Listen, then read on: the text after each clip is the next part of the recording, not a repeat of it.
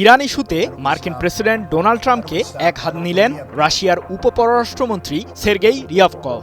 এর আগে ইরানের পারমাণবিক কার্যক্রম প্রসঙ্গে তেহরানের পাশে দাঁড়ায় মস্কো। পারমাণবিক কর্মসূচি চালিয়ে যাবার অধিকার আছে ইরানের, এমন দাবি রাশিয়ার। এদিকে মধ্যপ্রাচ্যে ইসরায়েলের বিরুদ্ধে লড়তে ও নিরাপত্তা জোরদারে ইরানের নৌবাহিনীর সাথে সামরিক মহড়াও সেরে ফেলেছে চীন ও রাশিয়া, যার ফলে অঞ্চল জুড়ে মার্কিনী বলয়ের বিরুদ্ধে ইরানের সাথে একজোট রাশিয়া ও চীন।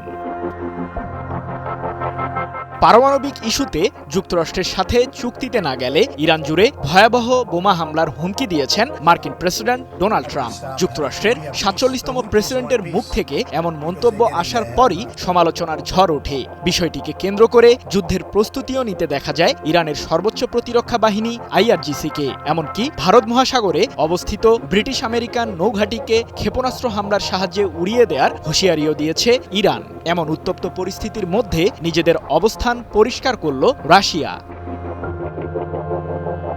ইরানে বোমা হামলা চালানো প্রসঙ্গে ট্রাম্পের মন্তব্যের নিন্দা জানিয়ে রাশিয়ার উপপররাষ্ট্রমন্ত্রী সের্গেই রিয়াভকভ বলেন, ইরানকে লক্ষ্য করে যুক্তরাষ্ট্র ক্রমাগত হুমকি ও আল্টিমেটাম দিয়েই যাচ্ছে। আমরা এই ধরনের পদক্ষেপগুলিকে অনুপযুক্ত বলে মনে করি এবং যুক্তরাষ্ট্রের এমন প্রচেষ্টার বিরুদ্ধে তীব্র নিন্দা জানাই। রাশিয়া এটিকে ইরানের ওপর মার্কিনীদের একপাক্ষিক সিদ্ধান্ত চাপিয়ে দেয়া হিসেবেই বিবেচনা করছে। যুক্তরাষ্ট্র এ ধরনের হুমকি দেয়া অব্যাহত রাখলে মধ্যপ্রাচ্যে বড় ধরনের সংঘাত তৈরি হতে পারে। তাই সমস্যা সমাধানে বিকল্প পথ বের করতে হবে।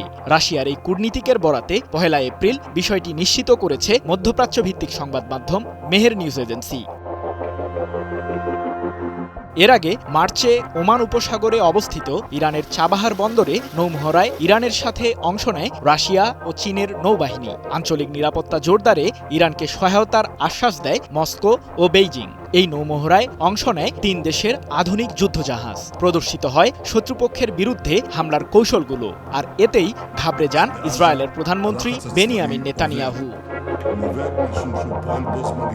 সব মশার বিরুদ্ধে সুরক্ষা দিতে এলো বসুন্ধরা এক্সট্রিম অ্যারোসল, মশার বিরুদ্ধে এক্সট্রিম সুরক্ষা। অন্যদিকে গত ১৪ মার্চ ইরানের পারমাণবিক ইস্যুটি নিয়ে জরুরি বৈঠক ডাকে চীন। দেশটির রাজধানী বেইজিংয়ে ইরান ও রাশিয়ার প্রতিনিধি দলের সাথে আলোচনা করে চীন। বৈঠক শেষে বেইজিং ও মস্কো জানায় পারমাণবিক কর্মসূচি চালিয়ে যাবার অধিকার আছে ইরানের। এ সময় ইরানের ওপর জারি করা মার্কিন নিষেধাজ্ঞাকে অবৈধ হিসেবে আখ্যা দেয় চীন ও রাশিয়া। সৃজন মাহমুদ, নিউজ 24।